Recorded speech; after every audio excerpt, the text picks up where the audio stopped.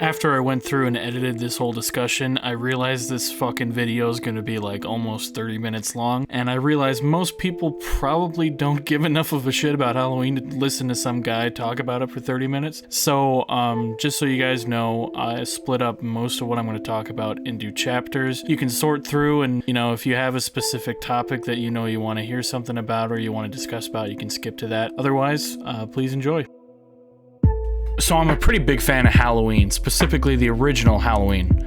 And I apologize for the Dead by Daylight gameplay. I've tried making videos before using actual footage. I do not know how other YouTubers do it because I always get copyright striked into oblivion. As far as sequels to the original Halloween movie go, I love Halloween 2. I think 4 and 5 are enjoyable to have on your TV in October. I'm not a fan of 6, H2O, or Resurrection. And at first I was actually disappointed with Halloween 2018, specifically some of the twists with Dr. Sartain. But I've seen it several times since its release, and I've actually grown to love it almost as much as Halloween 2. So I've been really looking forward to seeing Halloween Kills, and I was finally able to see it. Let me first say that I see this movie as getting a lot of great audience reviews. Fans seem to love it.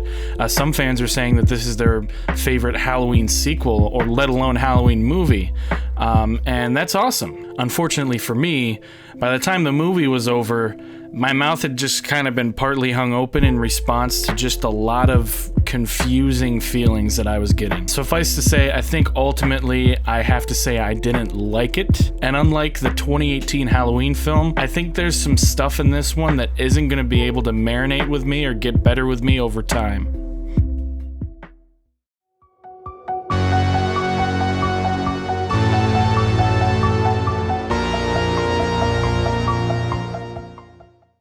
I want to get some positives first out of the way real quick. The production is fantastic. I think the way this film looks and sounds and feels is great. I think the score by John Carpenter was pretty much the best part of the movie for me. There's also some really good kills in this movie too, which is pretty much what everyone is seeing Halloween Kills for. Some of the kills I thought were just a little bit much. I don't think I mentioned at the start, but I pretty much hate the Rob Zombie remake movies. They're definitely not for me. And a couple of the kills in this movie were kind of teetering on the edge of becoming that. So we're going to get into spoilers immediately. I'd say if you're a Halloween fan or you like some of the other movies or sequels, you kind of know what to expect here. You may not be expecting the plot to turn out the way it does. I'd only give a warning against that. And because of that, the pace suffered a bit for me. I understand this is a Halloween movie. It's not high art. I know it's a bit ridiculous to talk about pacing and plot in that sense, but I guess just a little warning for that.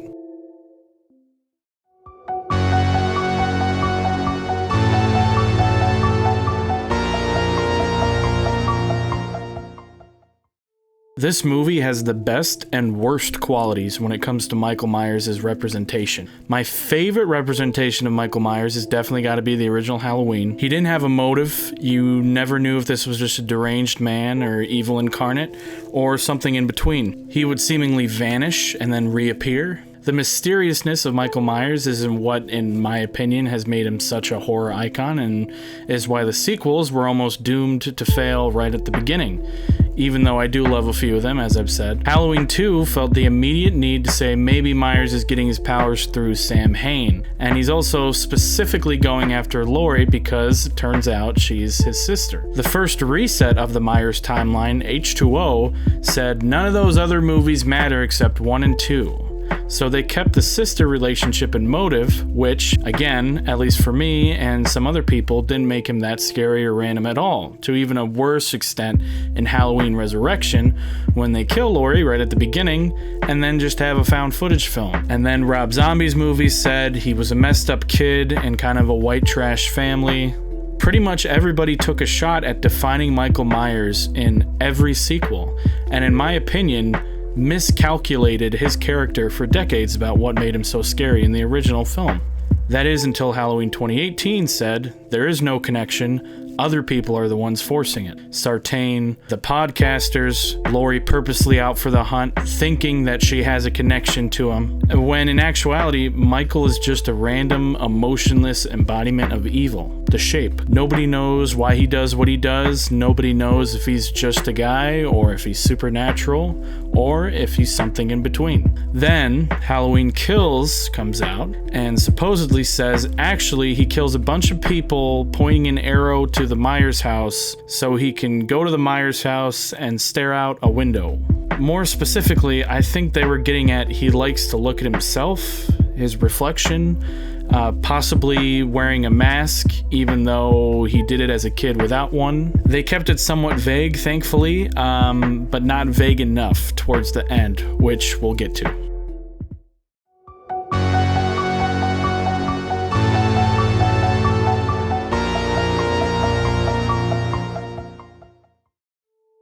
The opening of the movie is what I think a lot of fans are going to say is their favorite part, and I really hate to say that it didn't gel right with me. It's the second the young Frank's cop buddy starts talking about how he used to hang out with Michael when he was a kid, and Michael would always stare out his sister's window all the time, and it was weird, and he felt bad. In my head, I was pretty much just going, please stop talking. I don't like where this is going. I don't want any bullshit motive, or more to his character, or more to how he was as a kid in this timeline. And I know that could come off as very reductionist, but it's just, it's one of my really subjective opinions about Michael Myers. I just think the less we know about him, the better. But I let it ride, and while it was nice to hear some new renditions of the original score from 1978, the editing, the filmmaking, the pacing just felt really hyper. It felt like they were making Halloween 1978 Zoomer edition. This classic slow-paced, methodical score with the modern directing, the David Gordon Green character acting, and just the zooming pacing of that opening was kind of just throwing me off. But what I really want to talk about is the problem I have with giving Michael some human qualities. And it kind of leads into another topic where I have a problem with the movie in general about this issue.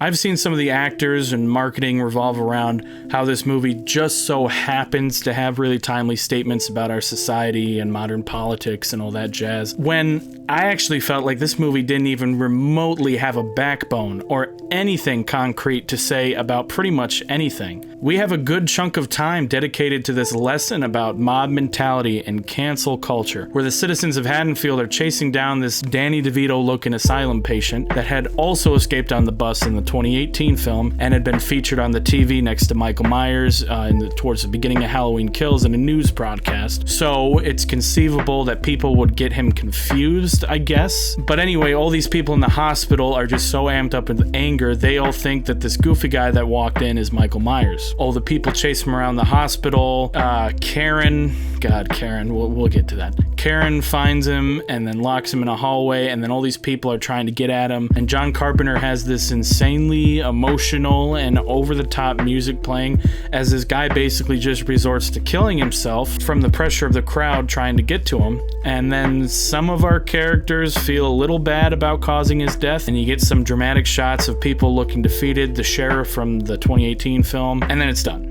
Tommy Doyle tells Karen, we gotta keep going, we gotta find Michael, we can't feel bad about this. Okay, so we just spent about 20 to 30 minutes of screen time without Michael Myers, following these people that we kind of don't care about because we were led to believe that Laurie would have a bigger role in this movie than she actually does. So besides all that, 20 to 30 minutes of the movie, no Michael Myers, to learn cancel culture and mob mentality are bad. But then at the end of the film, this same crowd of people finds and traps Michael, and after a really cool soundtrack piece where you think this big throwdown is going to happen between the town and Michael, and finally people are from the original film are going to get some payback. After about a minute, the crowd beats the shit out of him. They gun him down, and then they like beat him halfway to death with like baseball bats and shit. And then Karen comes up and stabs a knife right in the back of his like upper back area, like his neck, and he's dead. And this is where the real confusion started happening for me, because I thought we had just learned cancel culture and mob mentality bad for the past 30 minutes, but now, not even 20 minutes later, these people triumphed over evil by coming together and attacking him as one. So is mob mentality and cancel culture good if you just so happen to get the right guy this time? My opinion about this is, if you're going to have societal or political subtext in your film, let alone a fucking Halloween film, say something. Say something. Pick a message to broadcast, because when you basically have to check out from seeing Michael Myers for about 30 minutes of film time and watch Danny DeVito's cousin kill himself, and you have to learn, okay, mob mentality bad, this was an innocent guy and they all got scared in chaos and they're the monsters, sure. Then not even 30 minutes later, you see the direct opposite positive result of cancel culture. It just makes it look like the movie is bullshitting to me. It doesn't have a thing to say about the matter. Anybody can say cancel culture can be good and can be bad. I know it may come as a shock, but to me, there isn't any deep societal discussions to be found in this Halloween film. And I think it may be a little bit misleading, some of the interviews that I've seen, or just basically some of the talk about how this film is so reflective of our time. I think it's pretty insincere, and I think ultimately all these societal and political subtexts that you can find in this film ring extremely hollow when it decides to just flip-flop on almost every point.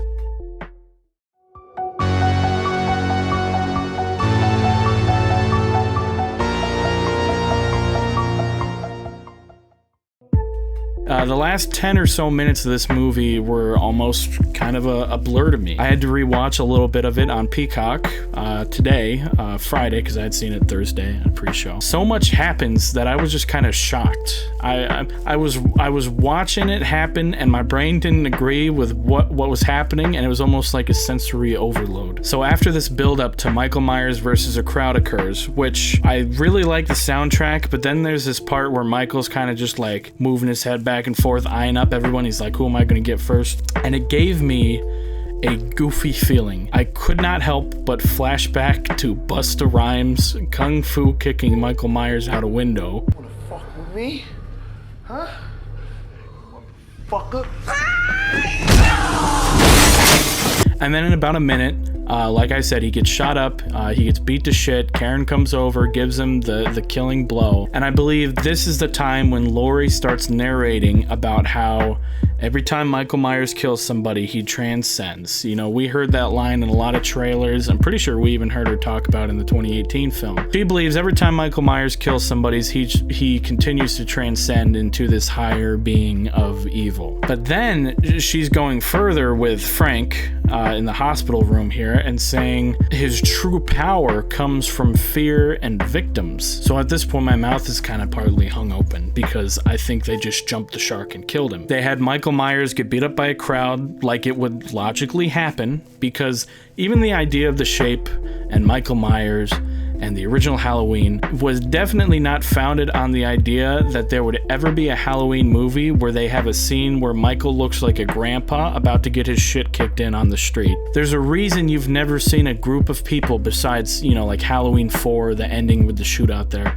There's a reason you've never seen a group of people take on Michael Myers. It's because these horror movies have rules. Like, if everyone just teamed up on Ghostface and Scream and just beat the fucking shit out of him, or if someone just had a gun in their house, obviously it ain't working. So with Halloween, everyone's always been like, oh my god, wouldn't it be so cool if he took on a crowd? And then Halloween Kills trailer comes out, and everyone's like, oh my god, this is gonna be so cool that he's gonna take on a crowd. And then what happens is the logical, realistic, gritty outcome of what was supposed to happen. And I was getting very strong It Chapter 2 vibes here, because they weren't afraid of him anymore, and they were all able to just kind of bully or beat Michael Myers to death. And I was just kind of stunned that they had done this. But then somehow Laurie is like ham-fistedly talking about how Michael's source of power is from the fear and emotional distress he causes his victims and the town of Haddonfield. And as she's saying this, Michael Myers comes to again, grabs the knife out of his back, slits the throat of Sheriff Brackett from the original film, who's come back, and the movie just kind of cheats. So the crowd that had beat up Grandpa Myers to death pretty easily somehow all gets taken out one by one. And I know the lady who riddled him with bullets ran out of ammo and can't shoot him anymore, but it's just such a cheat. It doesn't make any sense. So the only thing we see are shots of Michael slashing, stabbing, or cutting, and they're just jump cut, edited to people dying one by one. There's not a single wide shot of how he's doing this. In the actual visual sense, it just looks like Michael was somehow just able to go one-on-one with pretty much everybody. Nobody teamed up, and the shots kind of just look like a close-up of Michael and black in the background, and it looks like they're just on a soundstage. Tommy Doyle, who's done nothing but says evil dies tonight, gets his shit kicked in, and like all the music cuts out, and I don't know if we're supposed to feel like really bad that Tommy Doyle's getting killed here, but I don't. I was just waiting to see what would happen next. What happens next is Michael Myers throws him on the ground or whatever. He grabs Tommy Doyle's bat and kills him. And then after this happens, Karen is back in the Myers house, and she sees a vision of a kid, Michael Myers, upstairs looking out the what I'll call the motive window. So she goes upstairs to stare out the window because I guess she wants to, and she gets killed.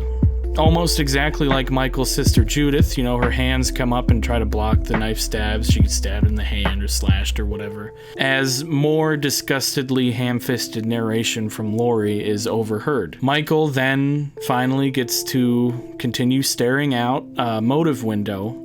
Laurie stares out her own motive window at a hospital, and that's it. I was going back and forth on this film, like really back and forth. Like if I were to put my enjoyment like on a graph, it would just be very high highs and very low lows. But the ending, like the last 10 minutes or so, truly floored me with how much I hated it. Like truly hated it.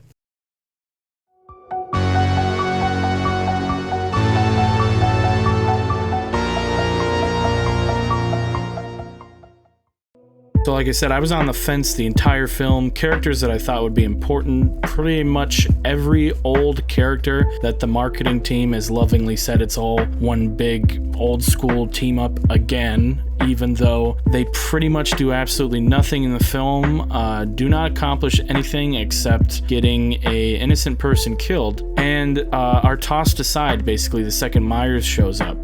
We are the survivors of Michael Myers. The worst of which happens to the nurse from the original movie. Kind of made me feel really bad how she goes to shoot him and say this is for Dr. Loomis and is out of bullets and just gets stabbed to death. I also want to say I think it's pretty disappointing that now Nurse Chambers has been killed pretty badly in 2 Halloween revivals. It just seems like both of these movies just don't know what to do with her. At first I was like, okay, this is a Michael Myers that is not bullshitting around. He killed a kid in the 2018 one. He's not pussyfooting around, so okay, realistically she would die, probably. But then, even worse of which, what happens to Lonnie. So they have this whole flashback scene with Lonnie seeing Michael when he was a kid, and it feels like there should be some really traumatic, memories or PTSD that this guy has to get over. But ultimately what happens is he just gets an off-screen death.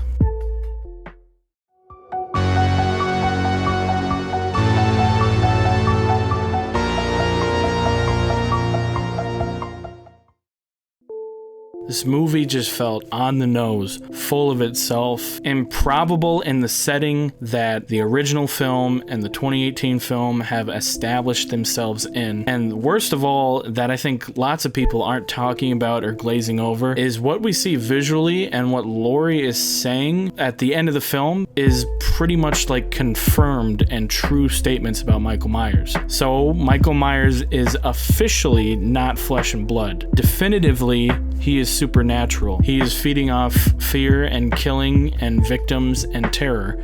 And that's how he regenerates and doesn't die. And he has a motive window. I know in my perfect world, what I'm asking for in a Halloween sequel is probably impossible. But the 2018 film was just so good to me and accomplished this bookend story beautifully as a companion piece to the original film. You don't define Michael Myers. You don't give him a motive window. You don't just flat out tell us he's supernatural. Most of us infer he is, and that he's the shape, or somewhere in between. That doesn't mean I necessarily agree with the movie just kind of cutting through all that ambiguity and saying, no, this is how it is. He is supernatural. He is not flesh and bone. And what's even more maddening to me is that the movie still makes the attempt to say he has human qualities. So there's the motive window and Michael's obsession with his mask, how he freaks out every time he doesn't have his mask on. There's the cop that talks about hanging out with Myers when he was a kid, finding out he hid in the gun closet to escape the fire, which is how a real person who is not supernatural would survive the house fire at the end of the 2018 film. Having the shit get kicked out of him by a mob like he's an old grandpa. These all say to me, yes, he is somewhere between a human and the shape. It rode the line on ambiguity. Then Laurie and Frank talking about his evil fear powers, as he just jump cut kills the entire crowd that overwhelmed him, coming off as just this mythical supernatural beast, basically just says, yeah, he's supernatural. I've seen people say, well, this was always the case with the original film, to which I gotta say I disagree. That film also rode the line, is he supernatural or isn't he? And making you paranoid by the end of it, just by the thought of him and what you have to think and guess, and where did he go, and why isn't he there on the ground after he got shot? By the end of Halloween Kills, they basically just say, forget inferring. He was dead, and he came back to life because of fear power. And this kind of ties back to my earlier point, which is that this movie truly has nothing to say. It meanders, it stalls for Halloween Ends, which of course I expected. What I didn't expect was it to seemingly take a massive dump on the 2018 film by basically shitting on all those characters that survived, and also shitting on the 1978 characters that survived. Like, if we are to watch this as the one true good sequel timeline, now we have to say the little kid from Halloween 1978 is still doing like drunken storytelling 40 years later in a bar, says evil dies tonight about 50 times, then gets his head bashed in with a baseball bat. Like, that's satisfactory. There's also been some people saying that maybe the entire ending didn't actually happen, specifically with Karen, because the way it's shot makes it kind of look dreamlike, so who knows. But as it stands right now, I'm pretty confident this ending isn't gonna marinate or get better over time with me. I think it's pretty messy and pretty bad. Lots of my problems stem from the promise of quality that the 2018 film seemed like to me. Gone were the days of the Cult of Thorn, Paul Rudd, Busta Rhymes, the H2O Mask, Hillbilly Michael. Look, it's a Halloween movie. Okay, we're not looking for Oscar-worthy acting here, but I actually thought the acting in the 2018 film was pretty good. Even Jamie Lee Curtis, granted she doesn't have many lines or screen time, rang really false to me pretty much every time she talked, especially during the ending narration. Anthony Michael Hall as Tommy Doyle was alright. I mean, he pretty much just says evil dies tonight 50 times. And then all the rest of the old cast really didn't get much to do. Lonnie was alright, I suppose, but like I said, not much to do. But Judy Greer, I almost have to think it's a me thing, because I don't know how someone could look at her delivery from Halloween 2018 in that one specific scene that everyone talks about is really awkward and flat. I'm glad you got to see that. I never told you how I spent my childhood. I learned how to shoot a gun when I was 8. I've spent my entire life trying to get over the paranoia and neuroses that she has projected on me. All right, yeah, those are all the words. We're going to go ahead and actually start filming now. And then go ahead and say, you know how you had really awkward and flat delivery in that one scene? Do it again in Halloween Kills for every scene. Every time she talked, it was very annoying. And she ended up just being incredibly unlikable just because of her monotone, Karen-esque complaining. I mean, for fuck's sake, your character's name is literally Karen. I've already said it before, but everybody says evil dies tonight pretty much way too much. That's definitely going to be the next drinking game for this movie. You're going to have to take a shot every time somebody says evil dies tonight or it ends tonight or any variation of that. Going back to Lonnie, he just kind of decides at the last minute not to let Allison or his son go with him into the Myers house, and he also doesn't wait for the rest of the mob crowd to show up. And then you hear a gunshot and he's just dead. He's dead off camera. Somehow he got stuffed in the attic. I've kind of already said it again, but Jamie Lee Curtis just hangs out in this film. I kind of assumed that was what was going to happen, but I was really bummed to just see the extent of it, and especially how she's used to explain the bullshit that occurs in the last 10 minutes.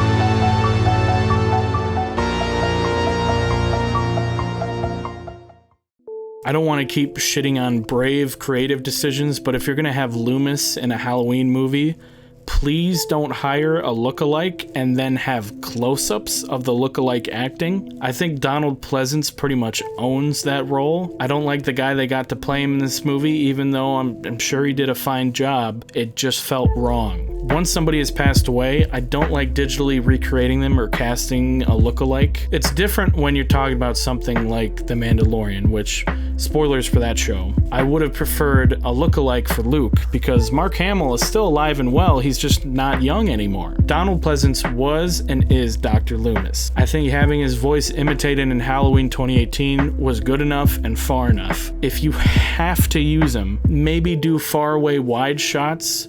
I just don't think those close-ups they had of the new actor was done in good taste.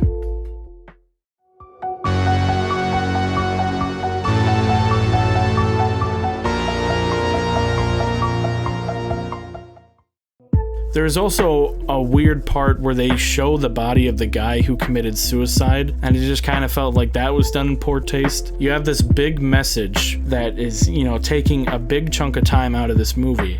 Or at least you have a very dramatic, sad moment that is taking a big chunk of the movie, where this mentally unstable guy just kills himself because of an angry mob. And then you just show his brains kind of just splattered all over the ground a few times and his leg all fucked up. Pretty sure they show his face twitching too. It just kind of made me feel like the director really wanted to have his cake and eat it too, with basically almost any thematic point in the film. Just flip-flopping sensibilities left and right. Michael is a human, he's flesh and bone, except he isn't. Mob mentality is bad, cancel culture is bad, except it isn't. This horrible, preventable suicide that is a result of chaos was really emotionally sad. Let's look at this fucking guy splatted like a bug on the concrete. It really just started to remind me of Rob Zombie Halloween movies, and I don't think that's a good thing, at least for me. All in all, I don't think I hated the film totally. I do hate that ending though. I just am really disappointed in what we got for the middle chapter. I appreciated the production, look, sound of the film. I enjoyed a lot of the kills. I think, like I said, a couple went just a little bit too far. The guy getting stabbed in the head was pretty gnarly. I think this is going to end up being a good YouTube clip movie, like where you can watch the fireman killing scene or watch the opening scene, even though I didn't like it. And maybe just go, yeah, it's cool to see a modern camera film a pale white mask Michael Myers. Or you could watch the Myers house confrontation with Allison and her boyfriend. That was pretty good. Jesus, I haven't even mentioned the boyfriend. I thought it was fine. I thought it was cool that they at least brought that useless plot thread from the 2018 film. They just brought it into this one. They actually started with him. I thought they kind of redeemed his character pretty well. But basically, I feel like Halloween Kills is just going to be a great YouTube clip movie. Basically, just being able to watch the highlights of the movie and not have to watch the rest of it. I think it was just a very messy and a very weird Halloween film. Halfway between a Rob Zombie film, halfway between, I guess, the 2018 film. I will say that it pretty much just gave me a Netflix horror film vibe by the end of it. I just felt like I could have watched this on Netflix, or that a knockoff slasher movie on Netflix would have been better than this. I think I just felt compelled to share just because of how isolated I kind of feel having this opinion. I really wish I was part of the crowd that was really enjoying it, although I think it's a good thing that people are back in the movie theaters enjoying a Halloween movie in October. I think everybody deserves something like that.